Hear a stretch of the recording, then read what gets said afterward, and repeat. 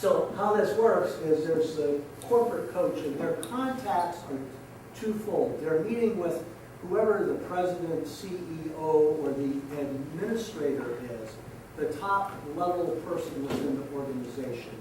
And they're also, about 90% of their time is with the program coordinator. And the program coordinator of art in this, to make this work, needs to invest about 10% of their work time to healthy quarters.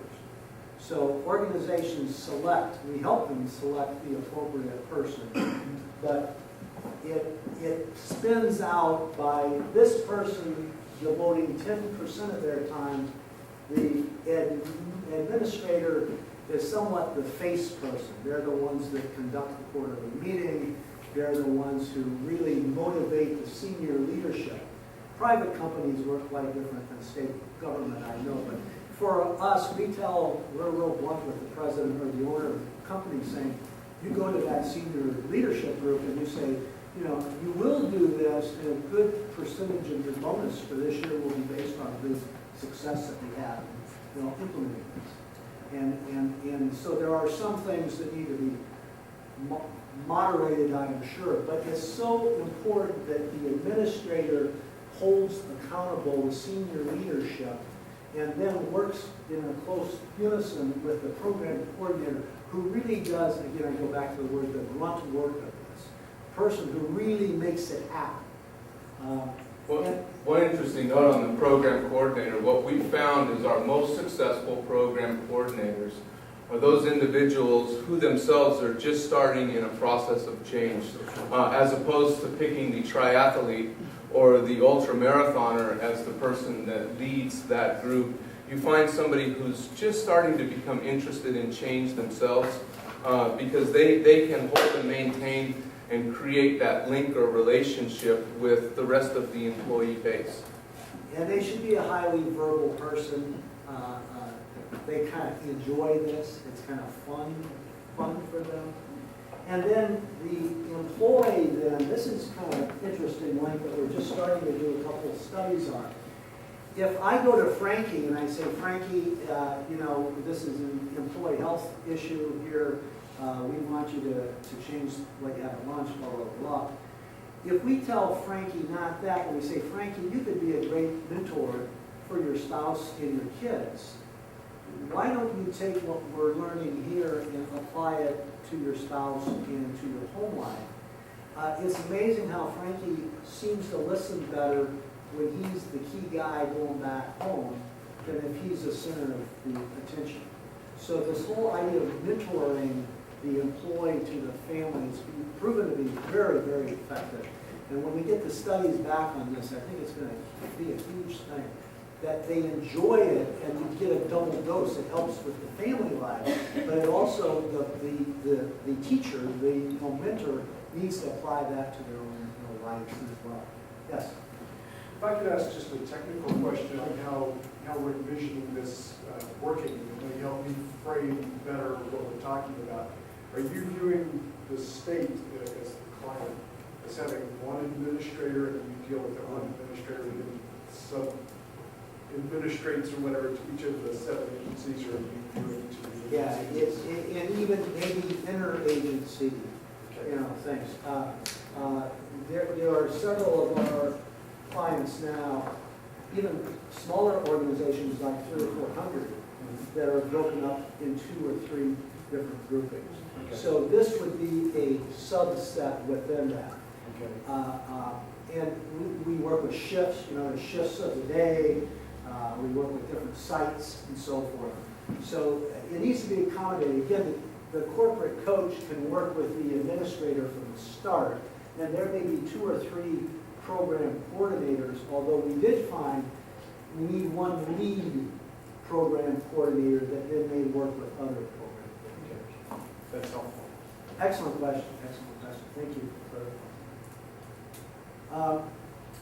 We are a video company. We have our own studio, and so we launch our programs with videos in these very brief meetings to start each quarter. So the senior leader stands up and speaks for And we even have scripts for them if they're not wanting to come up with their creative things. We have something for them to say.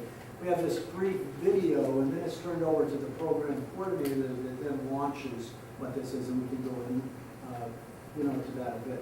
We also have here some, from our website, you could get some of the quality of the video and so forth. It's hands-on kind of stuff. Pretty good. We also do motivational posters and handouts. And I just want to share a few of these. This is one that we call our refrigerator piece. But it's, if you just carefully look at this,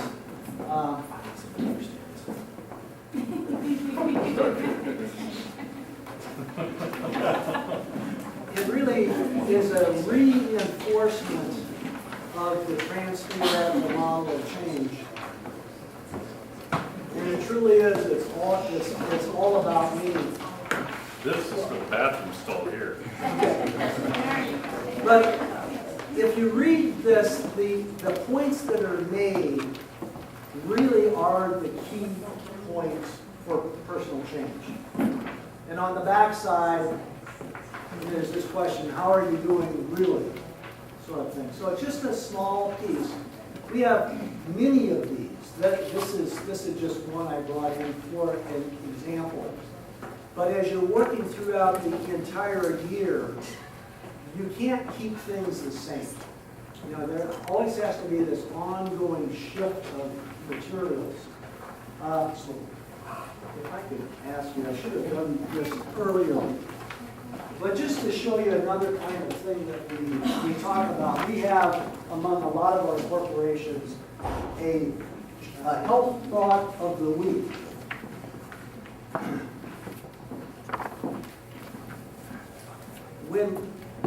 When people come in, now each of you have a different one of these, and these are actual ones that we have used. But if you can imagine walking into your workspace, you grab one of these, just a small message, a focus for the week. And if you want to respond in any way to what that is, there is little notes here that you can write. It can be a personal thing, it can be I don't like this, it can be whatever. They fold this up if they choose to respond to it. We have this wooden black box that they put it into on Monday afternoons. And yes? Are these tied to your quarters? These are totally tied to the quarters, yeah. Everything that we do from an activities point of view is tied to the quarter. Then at the end of the week, one of our people pick out of the box one of these. It's not which one's the best. It's just anyone that responds part of the group. And there's a $20 prize. And we do a lot of that. We do a lot of the $10, $20, $50 prizes. So a lot of these are motivationally driven based on some kind of prize. And one of the key points is it's important that you don't reward winners. In other words, if it's losing weight, whether it's walking around your building, whether it's writing something, don't get into the habit of trying to find who did the best job. You want to have everyone who participated have equal rights to win it. And again, as I've gone through the country and seen how other operations go, they make a big error, I think, in having a competition.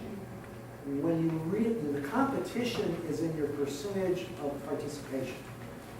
And for Healthy Quarters, by the way, of the study that we did most recently, we had about a 74% participation rate for people within the corporations where we are.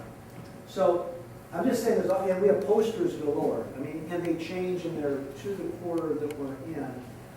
And if you keep a poster up for a month, forget about it. Take it down because it's not going to do anything. You got to keep changing them. It's got to have a little different feel.